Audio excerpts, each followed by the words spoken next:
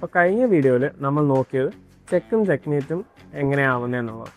ഇനി നമുക്ക് ഈ ചെക്കിൽ നിന്ന് എങ്ങനെ രക്ഷപ്പെടാൻ പറ്റുമെന്നും ഒരു പൊസിഷൻ കാണുമ്പോൾ അത് ചെക്കാണോ ചെക്ക്മേറ്റ് ആണോ എന്ന് മനസ്സിലാക്കുന്നത് എങ്ങനെയാണെന്ന് നോക്കാം. അപ്പോൾ ഈ പൊസിഷൻ നേരത്തെ വീഡിയോയിൽ പറഞ്ഞായിരുന്നു ഒരു ചെക്ക്മേറ്റ് ആണെന്നുള്ളത്, കാരണം കിങ്ങിന് ഇങ്ങോട്ടും മൂവ് ചെയ്യാൻ പറ്റത്തില്ല. പക്ഷേ ഇപ്പോൾ ഈ റൂക്ക് ഇവിടെ ഇല്ല, അങ്ങനെയുള്ളപ്പം ഈ കിങ്ങിന് ഇങ്ങോട്ട് പോവാം. അപ്പോൾ നമുക്ക് ചെക്കിന് രക്ഷപ്പെടാനുള്ള ഒരു വഴിയാണ് കിങ്ങിനെ ജസ്റ്റ് വഴിയിൽ നിന്ന് മാറ്റി കൊടുത്താൽ മതി. ഇനി സെക്കൻഡ് മെത്തേഡ് ഉള്ളത്, നമുക്ക് വേണമെങ്കിൽ ഈ ചെക്ക് ഇങ്ങനെ വരുന്നതിന് ഇടയിലൊരു പീസ് വെച്ച് തടയാം. ഇങ്ങനെ വെച്ചാൽ നമുക്ക് ചെക്കിന് രക്ഷപ്പെടാം. ഇനി മൂന്നാമത്തെ ഒരു വഴിയുണ്ട്. മൂന്നാമത്തെ വഴി എങ്ങനെയാണെന്ന് വെച്ച് കഴിഞ്ഞാൽ, നമുക്ക് വേണമെങ്കിൽ ഇപ്പോൾ ഈ ചെക്ക് കൊടുക്കുന്ന റൂക്കിനെ ക്യാപ്ചർ ചെയ്താൽ മതി.